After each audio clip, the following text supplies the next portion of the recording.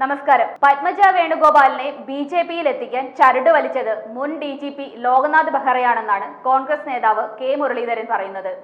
Kochi city police കമ്മീഷണറായിരുന്ന കാലം മുതൽ കുടുംബവുമായി ബെഹ്റയ്ക്ക് നല്ല ബന്ധമുണ്ട്. അക്കാലത്ത് കെ കരുണാകരൻ മുഖ്യമന്ത്രിയായിരുന്നുവെന്നും മുരളീധരൻ പറഞ്ഞു. ആ ബന്ധം ബി.ജെ.പിക്കാർ ഉപയോഗിച്ച് കാണുമെന്നാണ് മുരളീധരന്റെ പക്ഷം. പ്രധാനമന്ത്രി നരേന്ദ്രമോദിയുമായും മുഖ്യമന്ത്രി പിണറായി വിജയനുമായും ബെഹ്റയ്ക്ക് നല്ല ബന്ധമാണുള്ളതെന്നാണ് മുരളീധരൻ പറയുന്നത്. എന്നാൽ ബെഹ്റയാണ് ഇതിന് പിന്നിലെന്ന് കഴിഞ്ഞ ദിവസം പ്രതിപക്ഷ നേതാവ് വി.ഡി. സതീശൻ ആരോപണം ഉന്നയിച്ചിരുന്നു. എന്നാൽ ഈ ആരോപണം ലോക്നാഥ് ബെഹ്റ നിഷേധിച്ചിരുന്നു. കൊച്ചിയിലുള്ള മുൻ IPS ഉദ്യോഗസ്ഥനാണ് പത്മജയുടെ ബി.ജെ.പി പ്രവേശനത്തിന് ഇടനിലക്കാരനായി പ്രവർത്തിച്ചതെന്ന് വി.ഡി. സതീശൻ നേരത്തെ തന്നെ പറഞ്ഞിരുന്നു.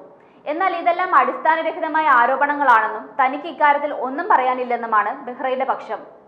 പത്മജ ബി.ജെ.പിയിൽ പോകുന്നുവെന്ന വാർത്ത ചാനലിൽ ബ്രേക്കിംഗ് ന്യൂസ് കണ്ടപ്പോൾ തന്നെ പത്മജയെ വിളിച്ചെങ്കിലും ഫോണിലെടുത്തില്ല.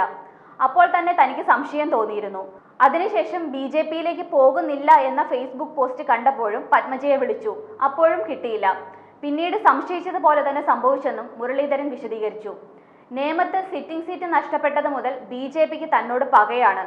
പത്മജയെ പാളയത്തിൽ എത്തിച്ചത് വഴി ആ കണക്ക് തീർക്കാനാണ് ബി.ജെ.പിയുടെ ശ്രമം. മദനിയെ LDF സ്ഥാനാർത്ഥിയാക്കി നിർത്തിയാലും തങ്ങൾ മദനിക്ക് വോട്ട് ചെയ്യുമെന്ന് അന്നൊരു ബി.ജെ.പി നേതാവ് പരസ്യമായി പ്രസംഗിച്ചതാണ്. ബി.ജെ.പി പകയുള്ളത് കൊണ്ടാണ് ഇതുവരെ കേൾക്കാത്ത ഒരു കഥാപാത്രത്തെ വടകരയിൽ സ്ഥാനാർത്ഥിയാക്കിയത്.